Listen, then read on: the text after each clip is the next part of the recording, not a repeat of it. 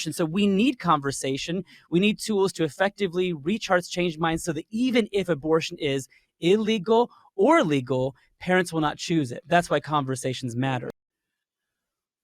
Do you need to be an expert to be effective in reaching people on abortion? With abortion in the headlines with the Dobbs v. Jackson Supreme Court case, it's imperative that we take every opportunity to defend the babies. Today, we'll be launching a new website to equip you. Also, we'll talk about how you can not only decrease the demand for abortion, but how you can affect the supply as well.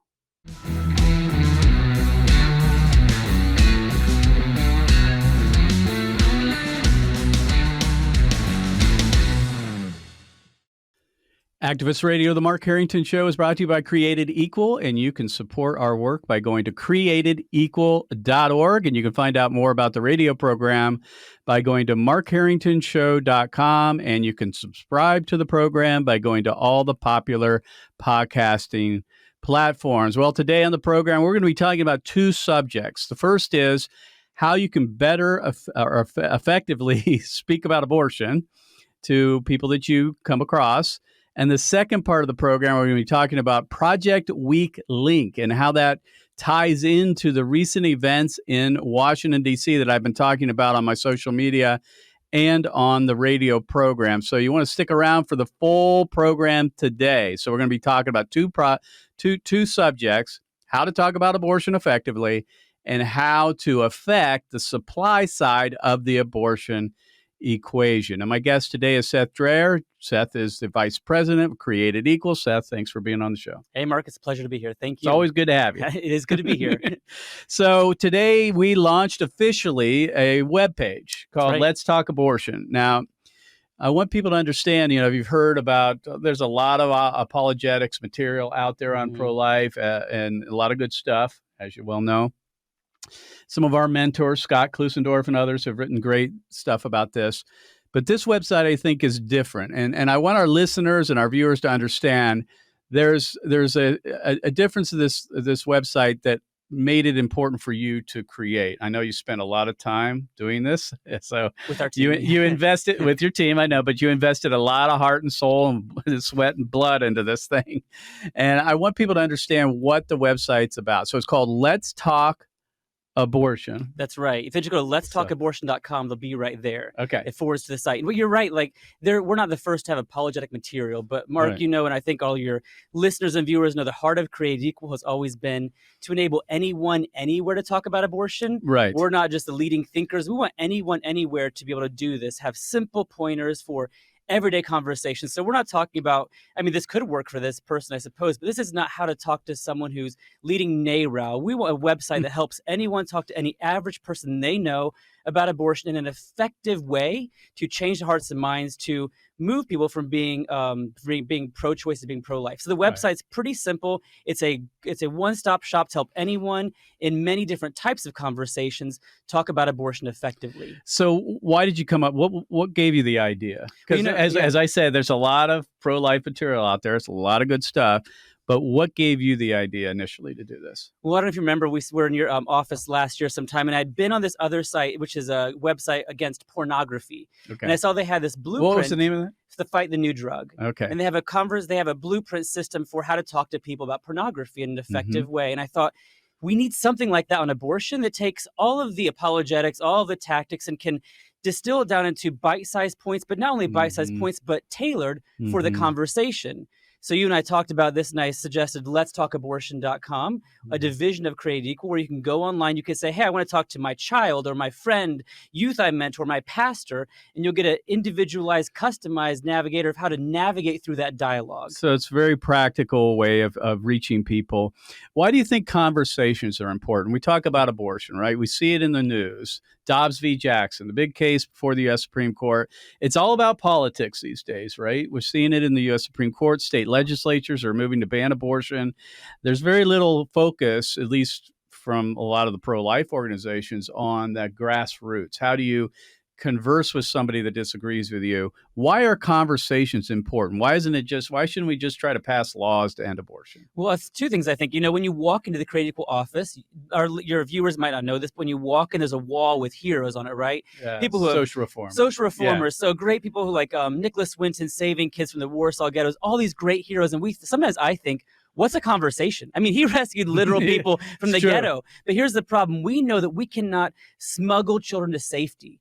In their mother's womb, our only option to save that baby's life is to change the mother's heart and mind, because if she wants an abortion, even if the law is against abortion, she will procure an abortion.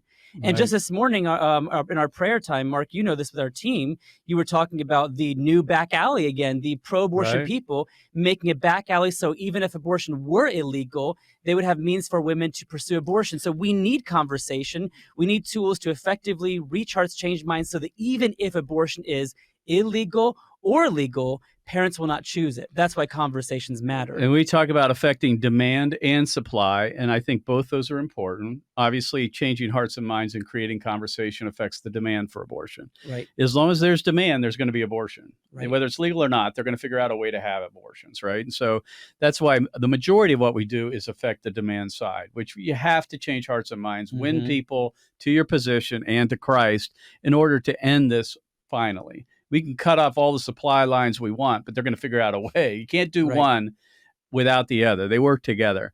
And so this is focused on the demand side. We're going to talk a little later about the supply side when it comes to Project Weak Link and the medical waste companies. But why is it that you believe Created Equal is uniquely positioned to be able to launch this website and kind of guide people through these types of conversations? Well, I think that's an important question, because you referenced a moment ago some of our friends and mentors, right? So if you want the most academic, pro-life arguments, you go to Francis Beckwith, Scott Klusdorf, Christopher Kaz, or people like that.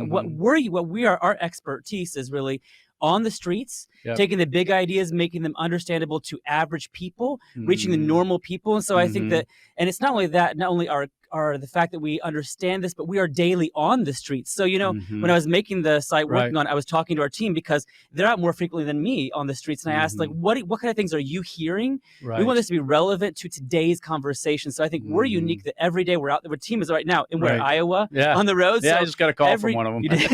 Every day we're improving our apologetics to make it more helpful to reach and change real people's minds, not just theoretical minds. That's for sure. I think Created Equal is very different in that sense, that we are on the ground, toe to toe, on the ground, boots on the ground, dealing with people who disagree with us. We're hearing all the arguments, new and old. We're probably more prepared than any other organization in dealing with that, because we deal with it every single day. I'm not saying other groups aren't doing good work, but you got to get out. You got to get out. You got to get in front of people to know what's going on in culture.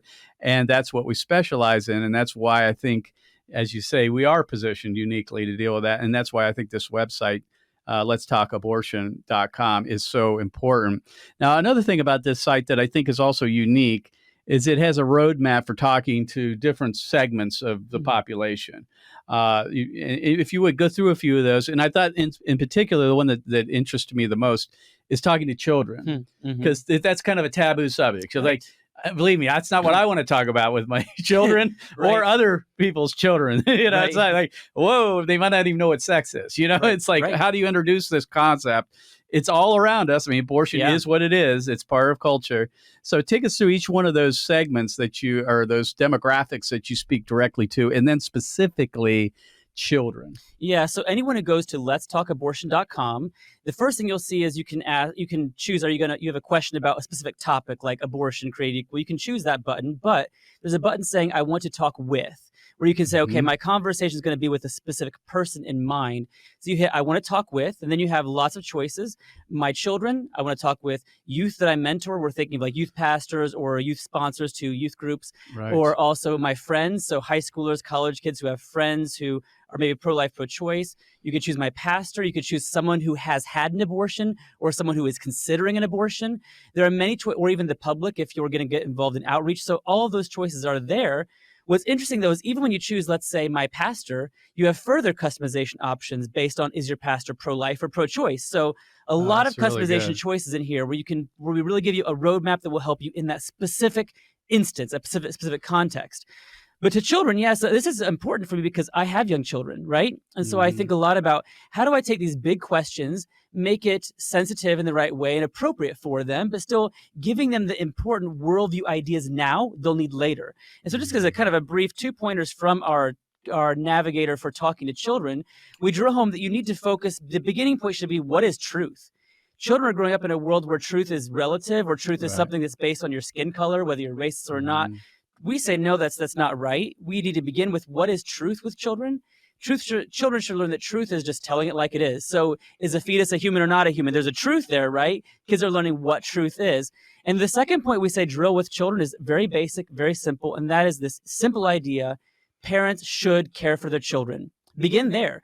That's not talking about abortion. It's laying the groundwork idea that parents must take care of their kids. You go from there on to that includes born and preborn kids. And then you lead them to the conclusion that clearly parents must take care of their preborn children as well as their born children. And based on their age, then you might describe what abortion is. So it depends on the age there. But that's where we say begin with these simple worldview ideas, what truth is, and that parents must take care of their kids. You can already, even with very young children, prepare them to understand that abortion is wrong. That's why, friends, I think this is such a practical tool for people to use. If you're listening to the program or watching, you go to letstalkabortion.com. This is the type of thing that you can read and learn, and then deal with each one of these individual groups of people or individuals in your family, colleagues at work. I love the part about children. I mean, you and I had talked about, you thought about writing a book that would be written towards children, how you could introduce this. You didn't get to write the book yet. Not yet, anyway. This may be the beginning. This is my version, right? Well, this might be the start. Online. Yeah, this might be the start. Right. So at least here you're dealing with it. I think with parents, as you're listening, you're probably thinking, oh, this is a subject I'm going to eventually have to bring up with my children. Right. Either it's going to be thrust upon them because they're going to hear about it in culture, right? See a news story, might even see some people on the sidewalk like us and say, hey, Daddy, what are they doing? And they're going to have to answer this to their children eventually. That's why I think this is so important for parents, a great tool for them to go in there and learn those arguments so that when it's appropriate, when it's time to bring it up. Now, we're full-time activists. My children knew about it early on. Frankly, I did not want to expose them that early. I didn't, but I didn't have any choice. What does Daddy do? Well, okay, I got to pretty much tell them. And they also were exposed to the images, which I wish I would have been able to shield them from. But, again, that's what we do. So let's move on. I want to just so you know, there's a lot of people that have jumped in here and are endorsing the website. Let's Talk Abortion. Stephanie Gray, which of course is one of our best mutual friends here, Stephanie Gray Connors, who I've had on the program a lot. And she says this, quote, at this time in history, and I think this is important because of the Dobbs case, when abortion, the debate is heating up, it's pivotal that people understand the reasonableness of the pro-life position. I think the culture doesn't think it's reasonable. They think we're a bunch of whack jobs. We don't know what we're talking about. That is the stereotype. How does this address that? I mean, these are, I assume these are well thought out logical arguments, of course, but does it, in other words, you don't need a PhD to understand this stuff, right? That's exactly right. So I think that's important. I think this topic's so emotional. We know it's a simple issue. Is it right or wrong to kill babies? Very simple morally, complex emotionally. But so it's often fraught with these emotions, these big questions. Or people on campus, they tell me that you need like a PhD in science, which is hilarious. You don't need that at all. Bio 101. Or philosophy. Right, exactly. It's really simple. So I think that, but the problem is, I think when people hear abortion come up, we don't jump on the topic because we are afraid of those complications, those side issues. Or offending somebody. Offending someone, right. So if you can learn some really simple answers to the complex questions, it will make people will see that you're reasonable. Your position is tenable. And actually, it's the better one. Equality is always better than inequality. So let's deal with one final demographic. We talked about children. Of course, there are others in there. Pastors. If you're a pro-life activist like myself, and I'm sure you feel this way at some level, we get frustrated with our pastors, right? We feel like a lot of them aren't doing enough. Some are doing a lot. Some aren't doing anything. But I'm sure there are people listening or watching that think to themselves, yeah, my pastor's not doing enough. You deal with that on the website, Let's Talk Abortion. How to best talk to your pastor. So give us the cliff notes on that one. Yeah. So again, it's going to depend on, is your pastor pro-life and active, and you want to encourage him? Is your pastor pro-life, but the church is inactive and not doing anything? So you just we have choices distinguish there. those. Okay. And one more is your pastor pro-choice. So I would focus right now. I think the most common one for a lot of people is My pastor says he's pro-life, but the church does nothing, right? Right. He doesn't preach on it, doesn't mention it much, whatever. Silent. The Right. pulpit is silent, even if he personally opposes abortion. Right. Most people probably fall in that camp with their pastors. So we encourage them to, Cliff says to be going with humility. I think a lot of times we activists or we people, we go in like guns blazing, ready to just take them on, right? So we remind them, you gotta check your spirit a little bit. Check your spirit a little bit. Go with truth and don't back off from it. But remember that you're not there to berate your pastor. But then we suggest you present them with some pretty, not only simple ideas of why abortion is wrong, why the church should care, but we tell the people how to deal with responses they might get. So the pastor might say, well, this is a distraction from the gospel. We tell you how to respond by saying, no, actually, this is a gospel issue. Right. We are to care because God cares for orphans, widows, the oppressed. This is that demographic. The orphans, the mothers who are needing, we must respond in love. And also, we respond to another thing people might hear, especially your followers. Their pastor might say, well, we don't want pro-life outreach. We don't have to do pro-life outreach to be pro-life. We say, well, maybe, but that's living inconsistently. If abortion is wrong, we ought to be consistent and help the mothers and fathers and help the babies. Right. There's a difference between being attitudinally pro-life, having the right arguments or thoughts, and actually being behaviorally pro-life. And we're trying to get you to be behaviorally pro-life. But before you do that, you got to have the facts. You got to have the material to be able to talk to people about this. So, Seth, we got about 30 seconds left. Wrap it up. This website's been in the works for a while. I really hope people go to the website at letstalkabortion.com. If you would summarize it and give some marching orders to folks as to how this might be helpful in their pro-life and Christian walk. Yeah, just check it out. I just got, before I came in here, an email from Ray. We're getting some people who are using it, emailing us. Ray in Kentucky, he said that what was most helpful for him was the tips on how to not let conversations go on forever. I think there's things like that you don't think about unless you're in outreach like us. And so I think this will really be helpful. So just go to letstalkabortion.com, pick a couple of these, read through them. Even if you're not ready for the conversation, merely reading through it will help you prepare for that. And we need everyone. Full court press now. Everyone everywhere must be ready. So just go check it out. Use it for your children. Use it for yourself. Be ready for any time to take advantage of opportunities to defend babies in simple dialogue. My guest has been Seth Drayer, Vice President of Created Equal. Seth, thanks for being on the show. Thank you, Mark. Hey, friends, I want to take the rest of the radio program today and talk about the events in Washington, D.C. that I've been covering on the Mark Harrington Show and on my social media. If you've been following my program, I've been talking about the discovery, or I guess I should say the retrieval of 115 aborted babies from the sidewalk of an abortion clinic set up in Washington, D.C. called Washington Surgery Clinic. And the abortionist's name is Cesare Santangelo. And if you listen to last week's program, I had on as my guest A.J. Hurley, who was the one who actually photographed and filmed the unfortunately, the babies that were involved.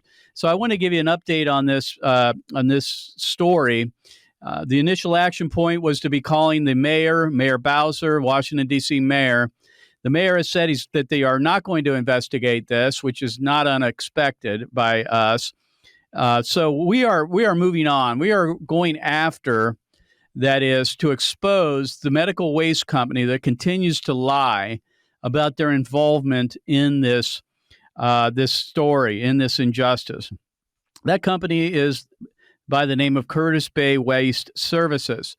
And if you go to my Facebook page and my social media, we're going to have an email address that you can send an email to the CEO of Curtis Bay Waste Services, demanding that they stop being complicit in the killing of unborn babies, that they stop enabling the abortion holocaust.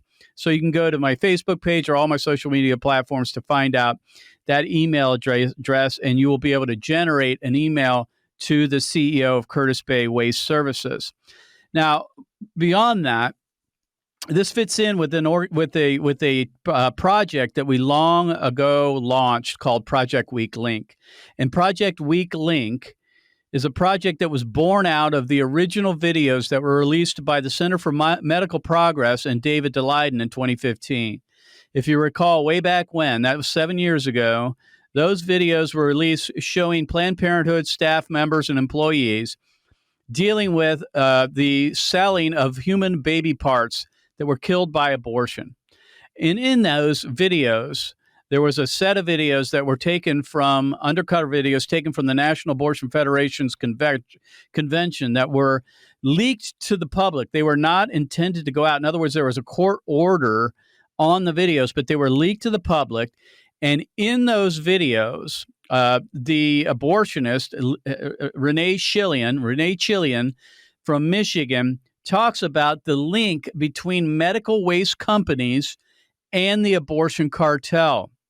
And when I saw that video, I immediately thought to myself that the abortion industry is tipping its hand to pro-life activists like myself on how to defeat them.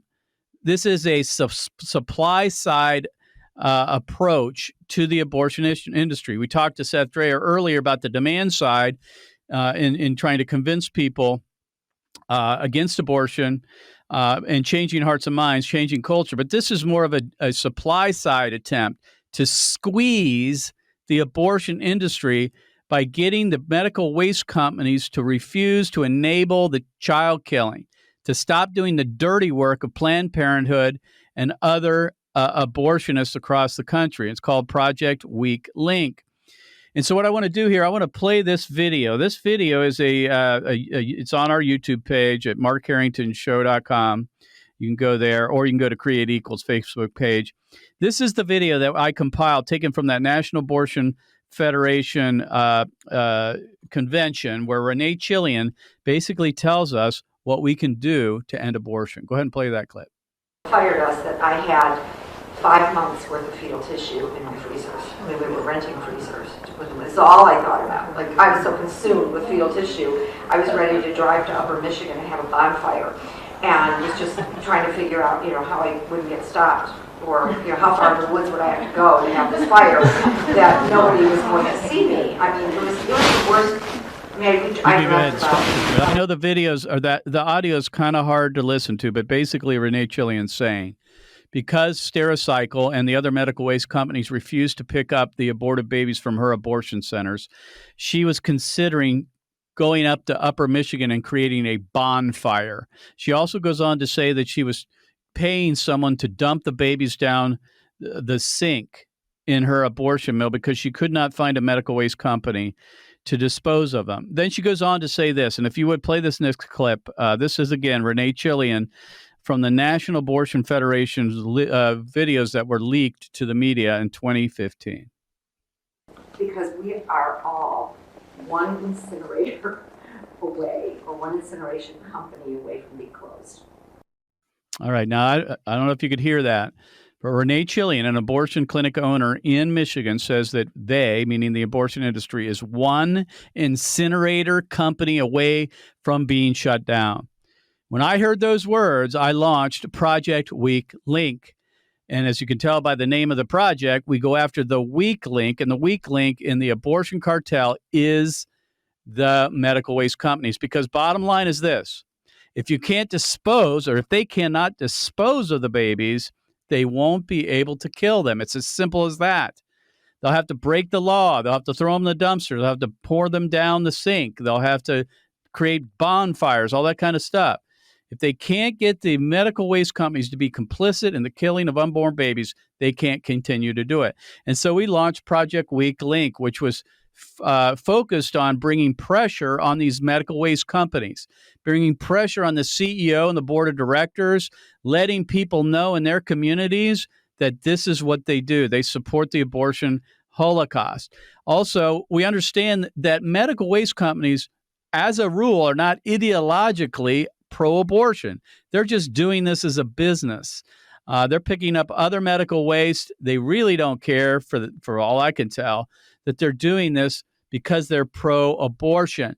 So they are a weakling in that they can cave. And we've had several these companies stop providing services to the abortion centers because of the pressure that we brought, the public exposure that they don't want.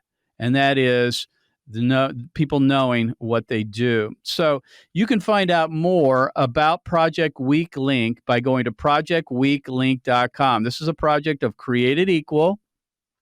I happen to think it's one of the most intuitive and ingenious things we've ever come up with. And we're asking you to do a couple of things. If you live in a community that has an abortion center, bring your camera, take still photographs and video. When the medical waste company shows up to pick up the aborted babies in the boxes, in the medical waste boxes, the same type of medical waste boxes that were retrieved from the sidewalk of the Washington Surgery Clinic in Washington, D.C. that made national news. Take photos and video and send that to me. Go to markharringtonshow.com. You can send me an email and let me know that you have video, and we can work with you to launch a public awareness campaign against that medical waste company. And we've had a lot of success in getting these companies to refuse to be part of the abortion cartel. And then finally, I want to wrap up with this company out of Baltimore, Maryland, Curtis Bay Waste Services. As I said on the last program, and if you follow me on social media, I've been exposing this company.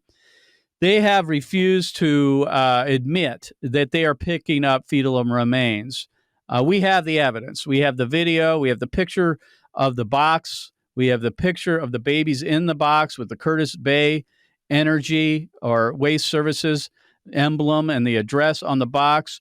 We have video of Curtis Bay picking up at other abortion facilities in America. So we know that they're picking up. Now, beyond that, Curtis Bay is on full damage control.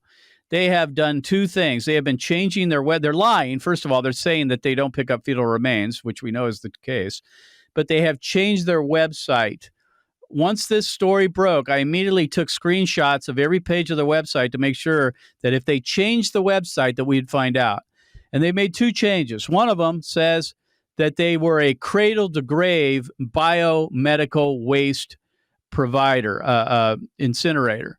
They removed the cradle-to-grave reference, which is interesting. They removed that. Cradle, born or preborn babies, right? They removed that. They also removed the language that talked about how they burned biomedical waste to generate electricity. They've removed that from the website. Now, you can, if you don't believe me, go to my Facebook page, Mark Harrington Show Facebook page, and you can see the before and after screenshots of Curtis Bay. The before saying that they serviced cradle to grave, and then after saying they didn't. And the before saying that they did burn biomedical waste to generate electricity, and then the after saying they basically removed that part. They are on full damage control, and we're going to keep the pressure on them. So if you want to get involved, you want to take action, go to my Facebook page, and in the description to this program, we will have a way of you emailing the CEO for Curtis Bay Medical Waste Services. So if you want to find out more, go to projectweeklink.com. We'll see you next time. God bless you. God bless America. And remember, America, to bless God. You've been listening to Mark Harrington, your radio activist. For more information on how to make a difference for the cause of life, liberty, and justice, go to createdequal.org. To follow Mark, go to markharringtonshow.com. Be sure to tune in next time for your marching orders in the culture war.